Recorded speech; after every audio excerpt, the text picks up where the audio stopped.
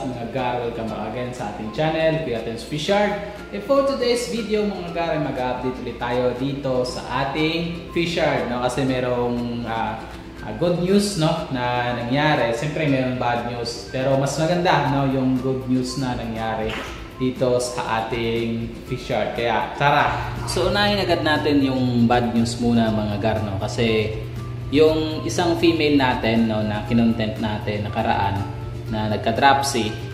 So namatay na siya mga gar kasi sabi ko na nga doon, no, sa previous video natin na mababa, no, yung survival rate ng mga isda, no, pagka nagkaroon ng dropsy. Kahit anong isda pa yan, basta dropsy na yung tumama na sakit, no, medyo maano na, malabo, no, na masolusyonan. And kung mapapansin yung mga gar, no, madaming fry. Ayan, no. Ayan. Kasi actually, no, yung mga fry natin nandito mga gar. Yun, ito yung laman dito, yung laman dito. Kasi pa konti-konti lang naman.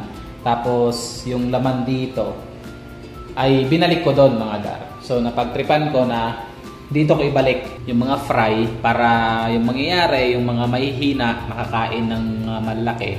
Tapos ang matitira ay malalakas. So as expected, no, kumunti. Nung nilagay ko, kumunti agad. Ayan, mapapansin nyo yung medyo malalaki. Kumunti agad sila. Siguro nakain agad. Pero merong mga bago mga gar. Nagkaroon ulit ng bagong fry. Hindi ko alam kung saan dyan sa dalawa yung nanganak, no? Yung namatay, sayang yun kasi buntisa na yun. Pero yaan mo na yun. Nung nanganak yung isa dyan sa mga female natin. And madami. Ayan sila, oh. Yun. Ayan. Yan. Yung mga maliliit na yan na naglalangoy-langoy, yun yung mga bagong fry natin. So, hindi ko na kinuha. Inayaan ko na lang dyan. So, ginagawa ko, pag nag-feed ako ng BBS, dito na lang, no? Dire-diretso na. So, hati-hati na sila sa pagkain. Tapos, dahil nag-feed tayo ng Tubifix. Sa ngayon, wala akong Tubifix kasi hindi pa ako kumukuha. Check ko mamaya, no, kung makakuha ako. Automatic, kakain lang agad sila ng Tubifix. Pagkaya na nila. Kasi, diyan na sila eh. Ayan. So saka na natin yan problemahin. Pag dumami na, ililipat natin sa ibang lagayan. Tapos yung mga double sword natin, ang lalaki na, oh. Diba? Ang lalaki na. Tapos may mga fry. Ayan. Yung mga fry na yan, yun yung sasabi ko na anak nitong ating mga Waikisi. Na yan, ang lalaki na. Yun. Ang liliit niyan dati nang nilagay ko yan dyan. Parang mga malnourished ngayon, no? Mga big mama na. Ayun. Tapos, yung ating, ito, yan. Walang namatay dito, mga gar. Kumukulay na yung mga feeder natin. Ayan, oh. Kumukulay na. Tapos, meron palang mga female. Akala ko mga male lang halos. May mga female pala. So, makakapag-breed yan dyan sila. Yun. Tapos, dito, mga gar, yung ating mga female na merong dalawang male, no, na double sword. So, nagkaroon na sila ng mga fry. So, nag-breed na sila, mga gar. So, hindi na to available. Kasi ito na, breeding na to siya. Ayan. Pag dumami, pamamigay na lang natin yung mga female natin, mga gar. And or yung mga breeder, no? Pag dumami. So, papamigay na lang natin pag dumami sa ating mga masugid at taga-subaybay na gustong mag-avail. Tapos, andyan pa rin yung ating mga monster fish. Ayan. Malalaki pa sila. So, naubusan na nga sila ng pagkain. Konti na lang yung pagkain natin. Nagpa-order pa ako pero hindi ko alam pa nung araw dadating. Yan. Tapos itong ating mga beta. Actually, malapit na tong A-breed mga garo. Laki na, oh. Oh. Malaki na ng ating beta dito na female. Tapos yung male, andyan na siya. Yan. So, konti na lang to, i-breed na to. Pag gumanda na yung paggagawa ng bubbles nito, pwede na to siya i-breed. Yan.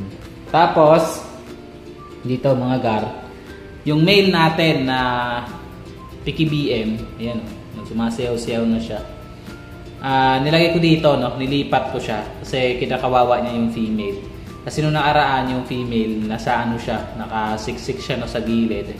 So, hinuli ko siya. Tapos, nilagay ko muna dyan, kasama niya yung Waikisi dyan na female. And mga mangingilan-ngilan na fry. So, pumapayat siya, hindi ko alam kung baka may sakit na yan. Matagal na rin kasi, no? Medyo tumagal, no? Na breeding, ganyan. Hindi ko alam kung bakit naging ganyan na siya. Eh, ang female ang ganda pa naman. Na unang tumanda. Na-stress siguro, no? Tapos, yung female natin, dito siya, oh. Nakaraan kasi nakasiksik siya dito sa gilid. Kaya, tapos, sinusundot siya ng sinusundot, tapos sinahabol siya ng male. Kaya tinanggal ko yung male para makapag pahinga siya. And luckily no mga gar, ayan nanganak. No, hindi pa lang kabag. Akala ko kasi yung kanyang laki ng tiyan ay kabag lang. So hindi pala. So dami niyang fry actually mga gar, nasa ilalim. Ayun no, yung isa. Yun, puting-puti. Tapos nandun sa ilalim na yun, no? Sa ilalim yung iba. Ayan. Yan, lumalangoy-langoy sa ilalim. Ayan, no? Yun. So nagtatago lang sila pero pagka andun sila sa ilalim. Nandun, ayaw ko lang kasi kawkawin kasi siyempre yung kamay natin baka maano sila. Mas malalakas nun sa ilalim. Kanina may nakita akong mangilan-ngilan na namatay pero siguro kinain na ng parent nila. Kasi mga naman yan sila, mga fry eater kasi yan. Pero dahil sa kapal na itong halaman na to, mas madami ang nakasurvive. Ganyan. Survival of the fittest naman kasi talaga yan. Yun.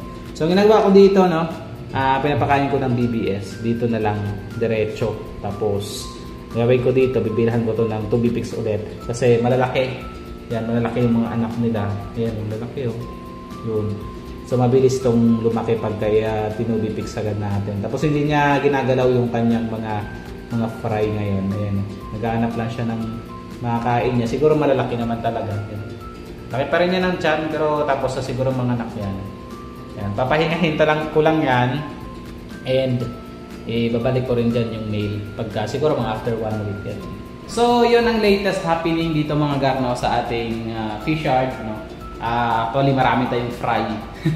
No, yung PTBM natin medyo madami yan pagka nabuhay yan lahat, no? Sobrang dami yan. Tapos yung full gold natin madaming fry.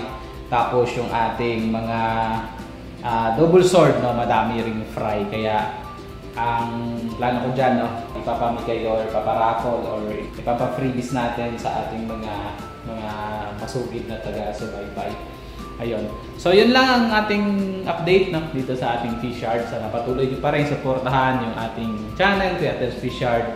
And i-like, i-subscribe, and i-share, no, para mas lumanda yung ating mga viewership, no, mas lumawak ang ating channel. So hanggang sa muli, ito yung Kuya Tens na nagsabing to God be the glory.